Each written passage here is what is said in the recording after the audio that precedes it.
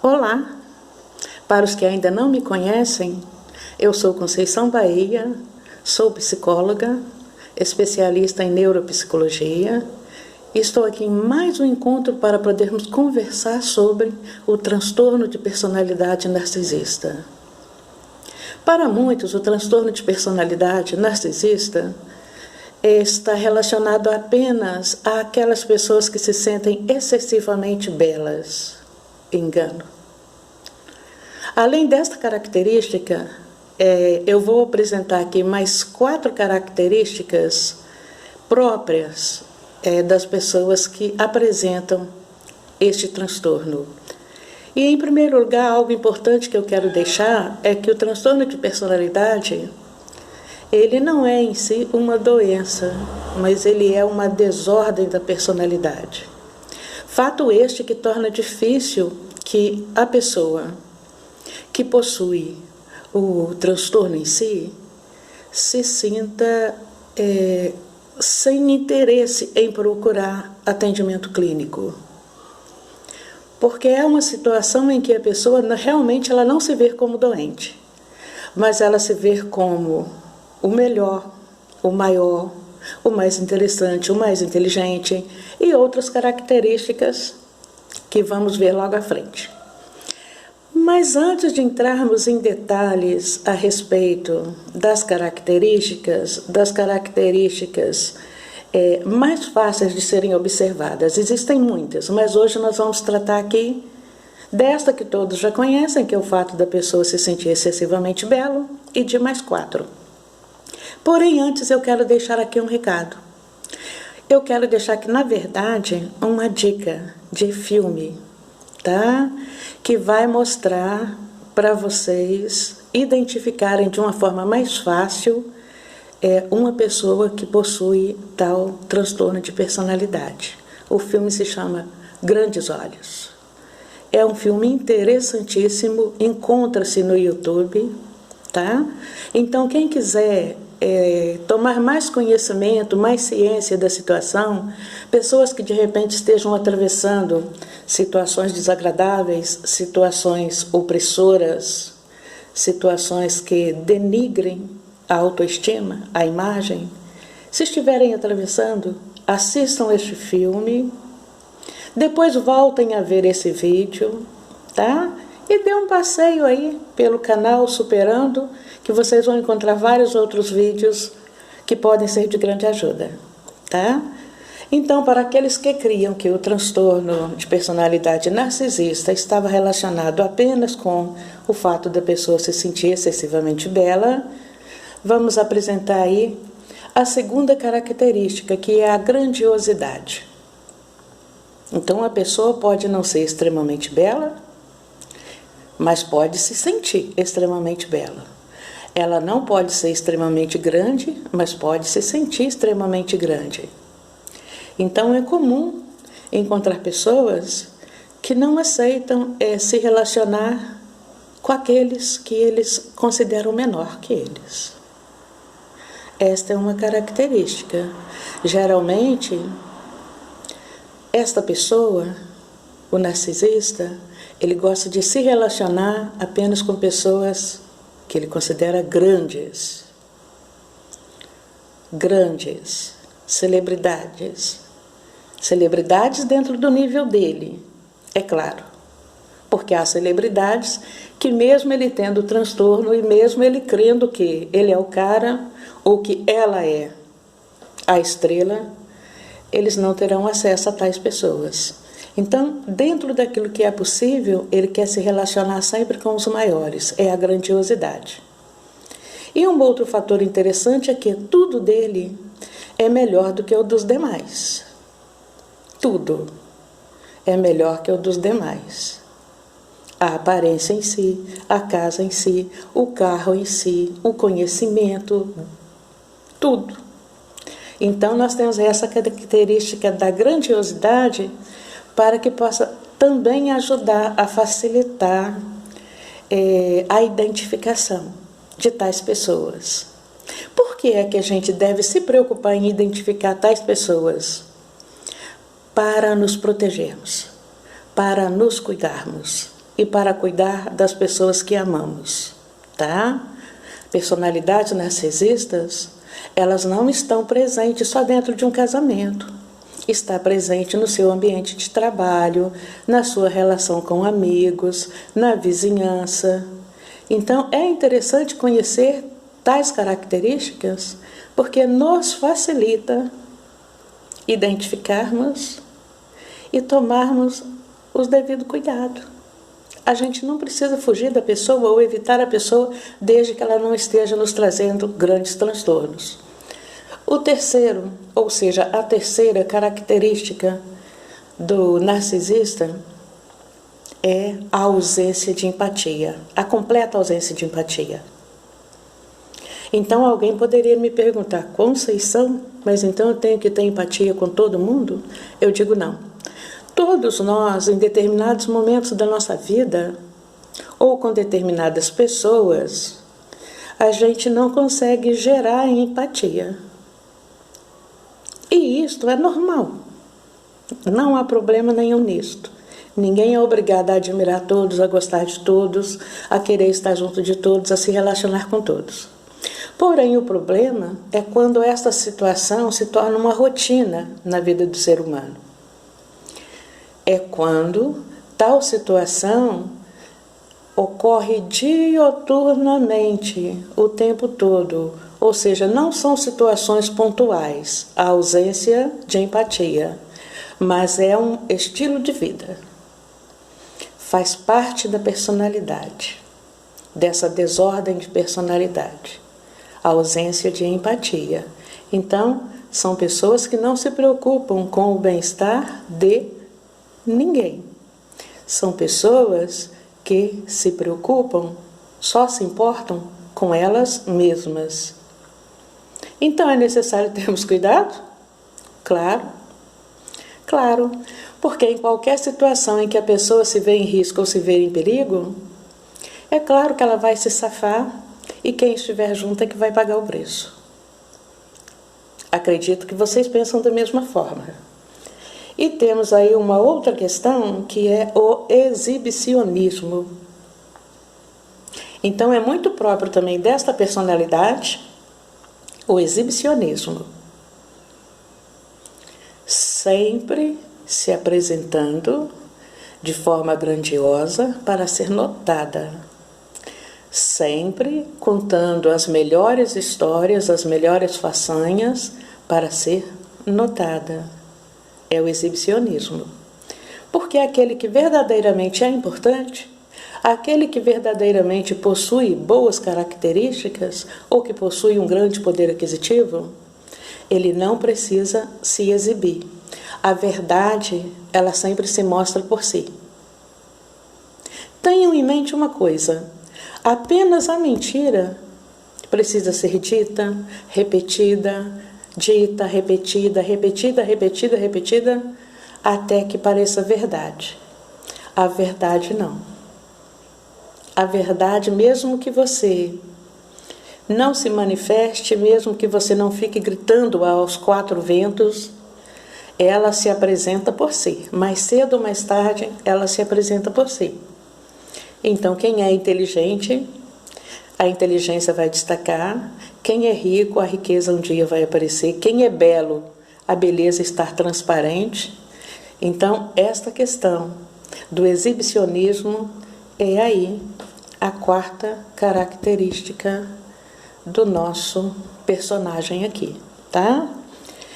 E devido aí à ausência de empatia, a grandiosidade, o exibicionismo, nós entramos então num quinto quesito, que é a dificuldade de sustentar relacionamentos.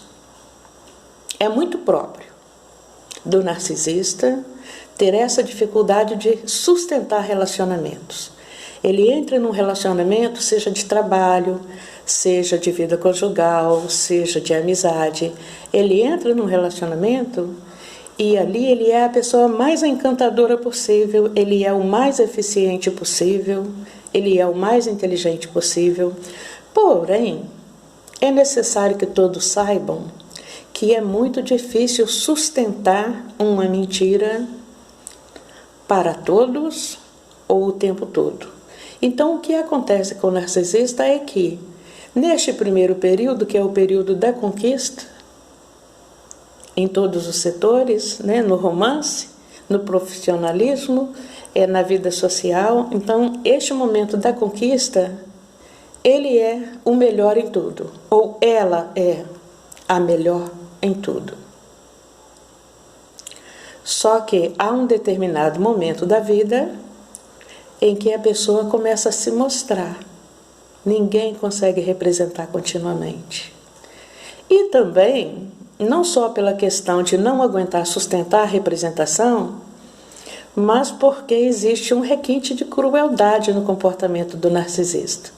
E dentro deste requinte de crueldade, é prazeroso para ele, depois de realizada a conquista, especialmente no campo amoroso, porque no campo profissional, muitas vezes, ele não consegue manifestar isso com tanta clareza.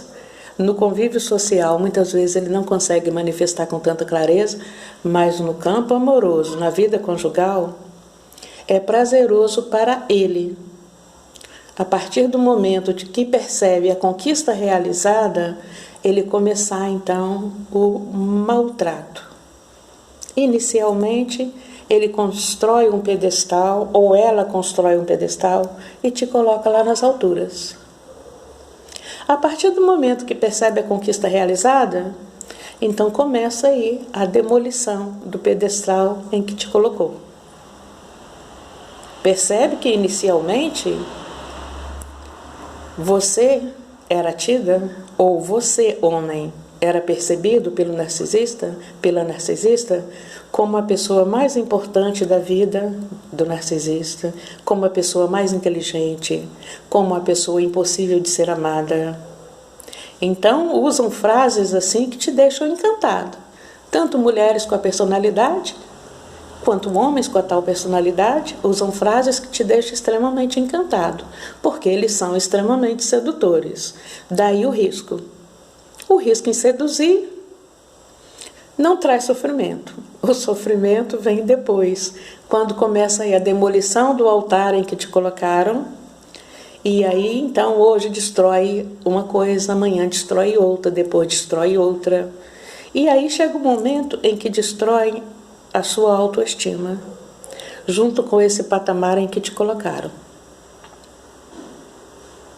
Então aí você já não é mais a pessoa mais inteligente, não é mais a pessoa mais bonita, não é mais a pessoa mais faceira, não é mais a pessoa que ele gosta de estar perto, não é a pessoa com quem ele tem prazer em conversar.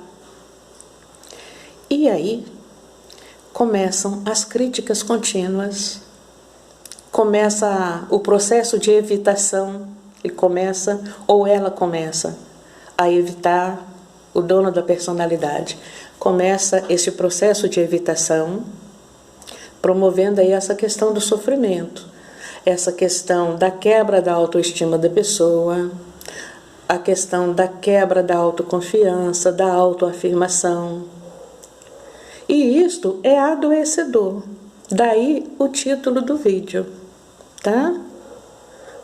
O poder adoecedor da sedução narcisista.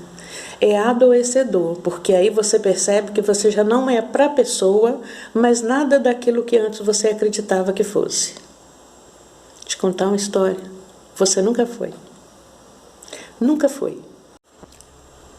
Então, agora que você já sabe que para o narcisista, você na realidade nunca foi tudo aquilo que ele anteriormente, no início do relacionamento, te fazia crer que era, agora que você já sabe disso, vamos entender o porquê dessa construção, o porquê dessa forma de agir. É estudado, comprovado, conhecido cientificamente que o narcisista é uma pessoa de ego frágil. E para se proteger, na verdade não para se proteger, mas para ser notado, admirado, ele cria um falso selfie. Até porque ele é a primeira pessoa a não se aceitar como realmente é. Então cria como se criasse uma capa, uma couraça, que é o que chamamos de ego inflado, o falso self. E ai de você se arranhar esse falso self dele, ou se arranhar o falso self dela, evidenciando a pessoa fraca, frágil, invejosa, sem poder, sem autoestima, que na maioria das vezes tal pessoa é. Então, ai de você se ferir esse ego, esse falso self grandioso que ela criou, mostrando para ela quem realmente ela é. Então, o mais aconselhável é se afastar, conhecer características e se afastar, né? Ou então conhecer as características e agir com prudência. Precisa lidar com a pessoa? Lida com prudência. Nem sempre é possível afastar das pessoas que a gente sabe que podem oferecer perigo em algum momento. Mas quando conhecemos as armas com as quais lidar com tais pessoas, quando conhecemos as características a serem evitadas, a vida fica mais leve, a vida fica mais fácil. Então, uma vez criado este ego inflado, o falso self, ele precisa se mostrar sempre grande, sempre poderoso, sempre interessante, porque ele precisa que você o admire. Ou a mulher narcisista precisa que o homem a admire, porque somente a sua admiração, o seu brilho, a sua dedicação, a sua crença em tudo aquilo que ele demonstra ser, é que vai alimentar este ego dele. É o que nós chamamos de suplemento. Ou seja, a vítima do narcisista é tida como um suplemento para manter este ego sempre inflado, para que ele se sinta bem, para que ele se sinta importante. Na verdade, é uma personalidade vazia, é uma personalidade frágil. Então, quem se dispuser a ver o tal filme Grandes Olhos, que eu mencionei no início do vídeo, vai compreender mais claramente o que eu estou dizendo agora. Então, passamos pela fase da conquista, chegamos na fase em que ele começa a demolir o seu altar, destrói a sua autoestima, a sua segurança, destrói tudo que há de bom em você, destrói a sua luz, o seu prazer de viver, a sua alegria. E aí você fica frágil, adoecida. É neste momento que se torna mais próximo o momento do descarte. Porém, a crueldade da personalidade não para aí. Embora ele saiba, ou ela saiba, que chegou o momento do descarte, é muito próprio destas pessoas aguardarem um momento importante, aguardarem um momento que seria difícil esquecer.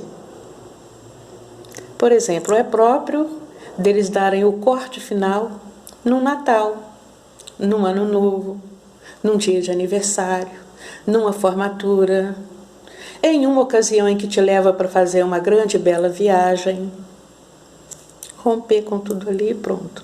Naquele momento em que você está mais fragilizada e menos esperando que o rompimento poderia acontecer. Por que é que ele faz isto? Para ficar marcado, para que você nunca o esqueça. Entretanto, ele também não te esquece facilmente. Então, a gente lida com muitas mulheres no consultório, muitas mulheres no campo da área social, em que no momento em que começam a reconstruir a vida, arrumam um outro parceiro, um novo trabalho e tudo mais, a vida começou a fluir naturalmente, a pessoa começou a se autoafirmar, começou a se sentir segura, ele faz aquilo que a gente chama de hovering. Ele te resgata. Ele te busca de volta para ele. Com toda a reconquista novamente, com todo o carinho, que aquilo não vai mais acontecer, que você é a pessoa mais importante da vida dele, que não sabe viver sem você, não sabe por que é que aquilo aconteceu. Entretanto, fica a dica, é provisório. Ele só pratica o hovering, ou seja, o seu resgate, para provar para ele mesmo que ele ainda pode. Não porque você é importante para ele. Não porque verdadeiramente te ama. Não porque verdadeiramente não sabe viver sem você. Porque, na verdade, eles acreditam que eles não precisam de ninguém para viver. Na verdade, a personalidade crê que todos os demais estão nesta vida, neste mundo, a serviço do bem-estar deles. Todos estão para promover o bem-estar, a alegria, para elogiar, para inflar o ego. Então, antes que esta personalidade destrua a vida que você construiu para você, faça você o corte. Avalie, analise se essas características estão presentes, se você está em sofrimento, e faça você o corte. Porque, do contrário, ele será feito no momento mais delicado, mais sensível, mais difícil da sua vida. E aí fica uma pergunta para a maioria das pessoas: mas existe tratamento para personalidade narcisista? E eu devolvo com uma outra pergunta: será que o narcisista quer se tratar? Quando se acredita que é o melhor, que é o mais belo, que é o mais inteligente, que é o mais rico, que é o mais amado, a pessoa não consegue perceber que existe algo errado nela, porque aquele ego frágil, e podemos dizer assim, com algumas deficiências que não foi aceita pelo narcisista, aquele ego frágil está oculto para ele. Ele vive tanto o ego inflado, o falso self, que ele passa a acreditar que ele realmente é aquilo ali. Daí que eles entram em fúria quando você arranha, destrói esse falso self. Tá? Então, existiria tratamento? Não é doença, eu volto a dizer, é um transtorno de personalidade. Mas uma boa terapia poderia gerar na pessoa a conscientização de quem ela realmente é. Porém, o narcisista não se interessa em se tratar. Mas você pode. Você pode se cuidar. Você pode se cuidar dentro aí do seu conhecimento, dentro dos seus limites. Você pode buscar ajuda profissional. Então o que eu posso dizer aqui agora é que existem métodos, existem técnicas, existem profissionais que podem trabalhar e ajudar qualquer pessoa vítima da personalidade narcisista a se reerguer. Então eu digo aqui, não deixem de ver o filme. Fica aqui esta minha dica, tá bom? Pense nos suportes que você pode construir para a sua vida. Pense nos métodos que existem para que você se cuide. Pense nas técnicas profissionais que podem te amparar. E, se já te derrubaram, reconstrua-se, refaça-se. Mas se você ainda está vivendo o período, o momento apenas da crítica, o descarte ainda não aconteceu, repense a sua vida. E vou deixar aqui mais uma dica. Se você está vivendo este momento em que a pessoa não mais vê valor algum em você, apesar de tudo que você faz, apesar de tudo que você já fez, apesar de toda a sua doação, fica aqui a minha última dica. Se tudo que você ofereceu, ou se tudo que você oferece é insuficiente para a pessoa, ofereça a sua ausência. É mais saudável para você. Encerramos aqui. Se você gostou do vídeo e não é inscrito, se inscreva. Se já é inscrito, curta, compartilhe, dê sugestões para novos vídeos e fiquem bem. Abraço.